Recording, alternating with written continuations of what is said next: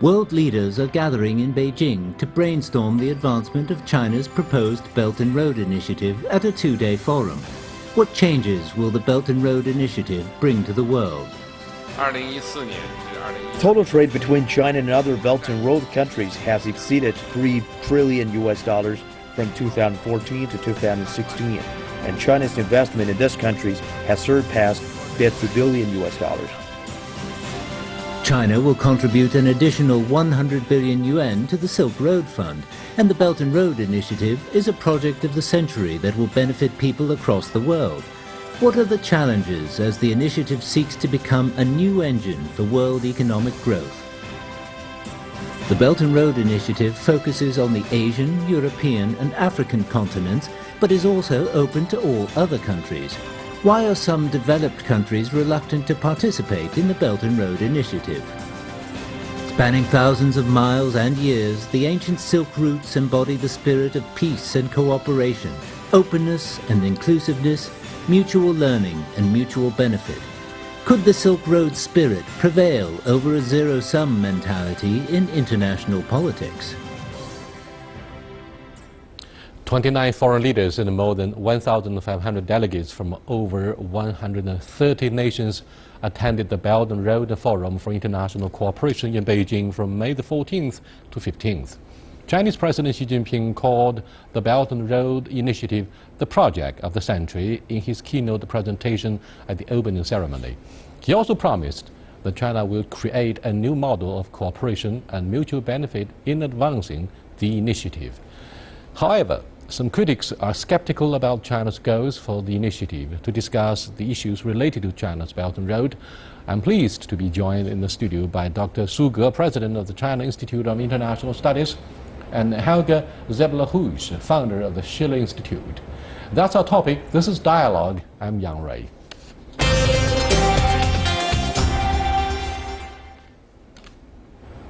So what do you make of China's global ambition? I think it's a very important strategic initiative because it's the only way how you solve all problems. Regional, cooperation, underdevelopment, poverty. It's a really historic mission. I cannot see anything else, not from the United States, for sure not from Europe. And so I'm really optimistic. I think yesterday was a fantastic historic moment. Yes, we see extensive media coverage about the Belt and Road Summit in Beijing. Mr. Su, among the following phrases to characterize the Belt and Road Initiative, which one you prefer to choose? Global ambition, world leadership, and world order regarding the Belt and Road Initiative? Well, probably some people would say it's none of the above. Some people would say it's all of the above. Well, if you ask my opinion, I would say that the Belt and Road Initiative put forward by President Xi Jinping are a set of ideas, programs for peace, for prosperity, and for the future goodness of all countries and mankind, because now we are thinking of all human race, mankind, to have one destiny. We call it shared destiny. And President Xi Jinping, in his speech, he said something, well, he speaks like, he is the head of a state, but sometimes he speaks like a historian and also speaks like a philosopher. If not the head of a big company. But that, he said, well, we have to find the general key to all the existing problems in our world. In other words, China wants to provide our own solution to some of the global problems. But do you think Chinese are ready? Oh, I think so. I mean, look, first of all, the Chinese economic miracle of the last 30 years has surprised the world, and now with the Belt and Road Initiative, China is offering to export that model of development to other countries. And if you look at the success of the Belt and Road Initiative in the last 4 years, it is absolutely breathtaking. I mean, I'm really shocked. Every day the Chinese government comes up with a new initiative which offers a solution to a problem. And it's just a very attractive idea. This is why so many countries want to be part of it. You know, it's much more attractive to have win-win cooperation in the context of the new Silk Road than to be part of a military alliance which just gets countries into trouble. So this is why the whole center of power has completely shifted to Asia. And I'm convinced that yesterday we experienced the formation of a new world economic order. It was a truly historic moment. And I think most of the participants of the Belt and Road Forum had that profound sense of being in the middle of making history for a new era of civilization. And I'm very excited because, you know, this is a phase change of humankind. I think we are on the verge of... No wonder President Xi Jinping calls the Belt and Road Initiative a project of the century. Yeah. Mr. Su, do you foresee peaceful coexistence between the Bretton Woods and Belt and Road Initiative? I noticed that President Xi Jinping emphasized in his keynote presentation that the Belt and Road Initiative does not aim to replace some of the existing mechanisms and initiatives such as that one by the Russian Federation. Turkish government also comes up with its own ambitious plan. Now all politicians throughout the world have their own vision for what the future might hold for the global economy. Now what do you make of President Xi's pledge that the Belt and Road Initiative does not threaten to replace other existing mechanisms? Well, that's a very good and excellent question, actually. Well, you mentioned the Bretton Woods, and some people indeed then compare the Belt and Road initiatives to the so-called Marshall Plan, and in 1947, shortly after the Second World War. But actually, the Belt and Road Initiative are not like any of these, because as President Xi Jinping said, from historical viewpoint, when you look at the pioneers who took part in the old ancient Silk Route, and people used camel caravans. They did not carry with them spears or cannons or guns. It was not like one civilization conquering the other, but civilization brought with it goodwill and goods of silk and tea and other commodities, and for connectivity, for interconnectivity between and among peoples, among cultures and civilization, in addition to business and trade. But I'm afraid the Indian government disagrees. They say, hey, the Sino-Pakistan Economic Corridor will somehow go through the contentious territorial area of India, the Kashmir, and therefore they refuse to get involved with the Belt and Road Initiative. Spokesperson of the Indian Foreign Ministry even protested against the idea of the economic corridor between China and its geopolitical rival, Pakistan. What do you think of the rivalry, geopolitical rivalry that China wants really to keep a distance from? Well, I mean, first of all, India has always been the subcontinent, and therefore they have a long tradition of geopolitical thinking. But I think this has been reinforced by the British colonialism, and the British, and formerly the US administration before Trump, played on that. You know, they played Pakistan as the state terrorism state and trying to hype up sentiments in India to further this conflict.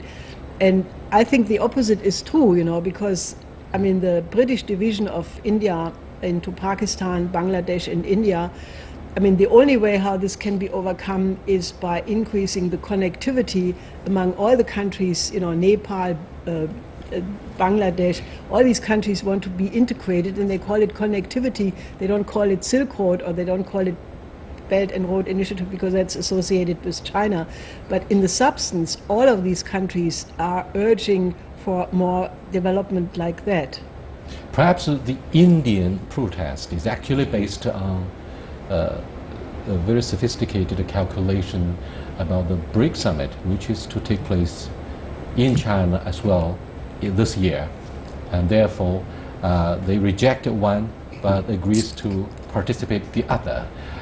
What do you make of the importance of the emerging markets in shaping the vibrant markets of the developing countries? Now, some of the scholars from industrial nations say, hey, why don't you invite industrial nations, developed countries, to get involved in this ambitious blueprint? Well, I think also that's a very nice question. Actually, when you look at the geographical map of the Belt and Road initiatives, and it's in the shape of something in sports called the dumbbell.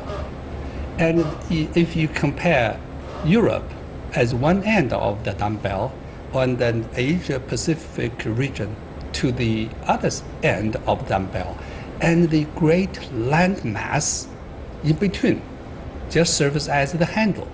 Well, it just so happens that most of the countries of the area, they are developing countries. It's not that China chooses a group of countries to come as China's allies, but China now's foreign policy is that China does not seek allies.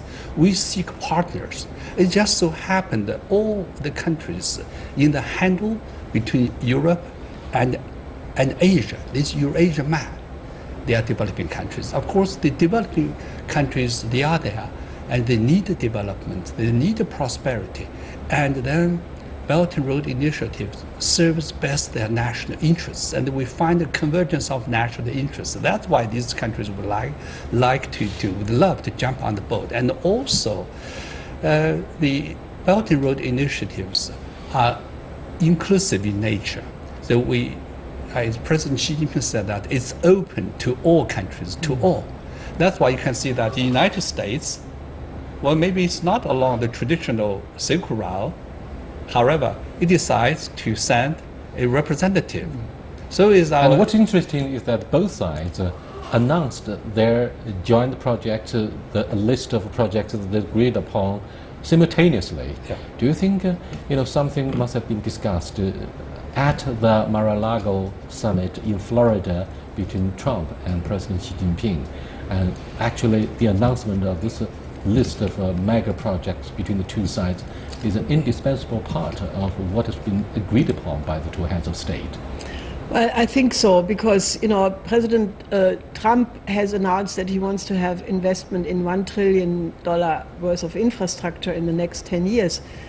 The American Society of Civil Engineers estimates 4.5 trillion are actually required, and Chinese experts have said the United States needs 8 trillion worth of infrastructure.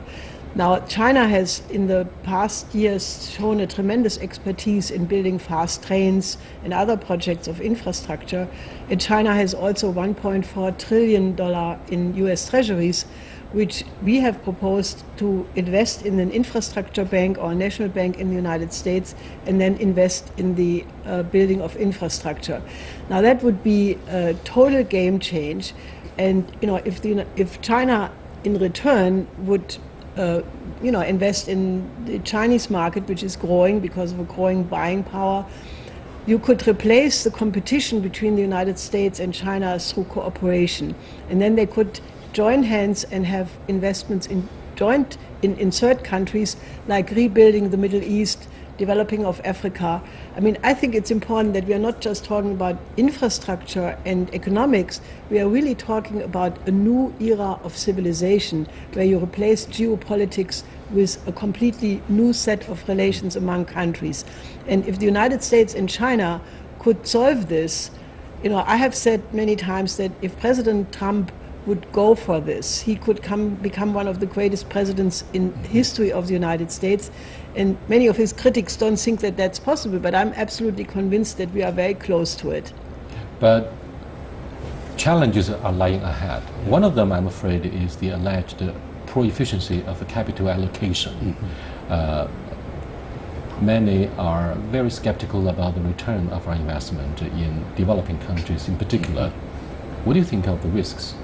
Well, it just depends on how you look at it. In Chinese, we have a saying that when you look at a mountain, in front of it, it turns out it looks like a mountain range. But if you go to the side of it, it looks like all peaks. Perspectives matter. For instance, if you say that yes, if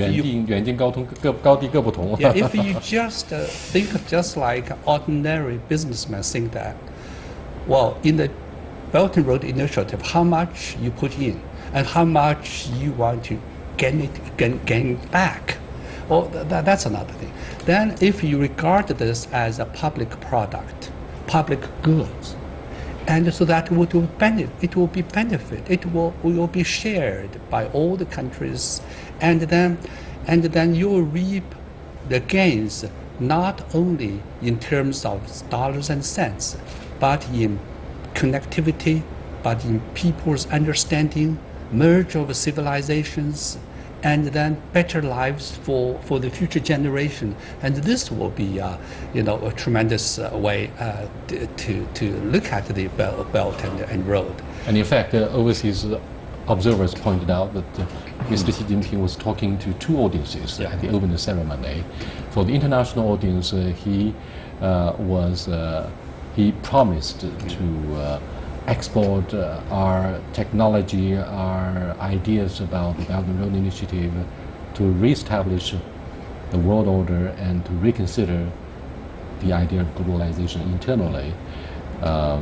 He also promised to rejuvenate the nation, to tell a China story through the Belt and Road Initiative. You are watching Dialogue with two distinguished guest speakers, Zeb Kosh and Mr. Su Ge. We are discussing the Belt and Road Initiative and the global impact. Welcome back. To the surprise of many who are very skeptical about the economic relationship between Japan and China, two arch competitors economically and geopolitically as well, the Japanese government decided to send a senior delegation, which was headed by head of the ruling party, the LDP, Liberal Democratic Party. And this head of the delegation also handed over a letter from Prime Minister Shinzo Abe to the host of the Belt and Road Initiative Summit. What do you think of the possibility that Japan would seize this opportunity to drastically improve not only the bilateral ties, but also to enjoy the dividends of the Belt and Road Initiative, so that it will not be excluded from rebuilding the world economic order? Well, I think it's very clear that Prime Minister Abe has the intention to do that. And I think, he sent de facto the number 2 of the LDP to the summit. And I think it has to do with a change in perception that the world is indeed changing. I mean, if you look at the rapprochement between Russia and Japan over the last period, where Abe has the intention to have a peace treaty in his time of office, there were many visits by Abe into Russia and vice versa. Putin was in Tokyo. So I think given the fact that China has a very close relationship with Russia, and the offensive policies of the United States of interventions in foreign wars, with Trump, he has said he doesn't want to do this anymore. The situation in the South China Sea has completely shifted. It's no longer such an important hotspot. I think we are on the verge of fixing the world according to completely new rules. And I think it's really a time of people to rethink and not stick to old geopolitical schemes which have been in the Cold War, because we are on the verge of a completely new era of civilization. And I think what Abe did reflects that. Ironically, the young leader of the DPRK fired a missile to coincide with the policy speech by President Xi Jinping at the opening ceremony. Yet the elected leader of the ROK, Mr. Moon, promised to reconsider the deployment of a THAAD, a missile shield program that may have paved the way for an apparent improvement of the bilateral relationship, which has been frayed seriously by the THAAD program. What do you think of, say, the ROK delegation? And in fact, a rumor went viral on the internet that President Trump called for a boycott of the Belt and Road Summit, saying, hey, why did you invite the DPRK to attend the summit while the international society through the UN Security Council, imposed yet another economic sanction, which I believe is well underway. What do you think of the concerns, allegedly a major concern by the international media? Well, there are two ways to look at the situation. One is to put your eyes as close as possible to the canvas. The other is to step back and look at the whole picture. I would say that the world international situation is undergoing one of the most important and profound changes since the end of the Cold War. I agree with Rouge that there are tremendous changes already taking place. Maybe we are stepping into a new era. Because the Cold War is over, if you still use the Cold War mentality, if you still look at the world affairs in terms of zero-sum games, then things will be different. So I would say that people cast aside the dark glasses, left over from the Cold War years. But I'm afraid those who are very skeptical about China's intent may point out, citing President Bush Jr., that bad behavior should not be rewarded. So this invitation for the DPRK delegation has been very controversial. I'd like to have your take. Well, I think that there are some people who are still thinking in terms of the old paradigm of geopolitics, and they can just not imagine that a country, especially a large country like China, would be motivated by Confucian ideas. And I have studied China for the better part of my life, and I have come to the conclusion that the present government in particular is not based on anything but a Confucian idea of harmony among nations. And some people realize that, for example, the Italian Prime Minister Gentiloni, who was at the Belt and Road Forum, gave a fantastic speech, where he said that... Excuse me, harmony would become a loose sand if we do not respect some of the principles which have a lot to do with our national security. The nuclear program of the DPRK has indeed endangered the more than 3 provinces of Heilongjiang, Jilin, and Liaoning. If any nuclear fallout were to occur, that would be a major threat, a menacing the new threat to our national president security. of South Korea has basically said that he wants to go back to the sunshine policy of economic cooperation with the North. And that means that the threat, North Korea only has nuclear missiles because they were afraid that they would have the same fate like Saddam Hussein or Gaddafi.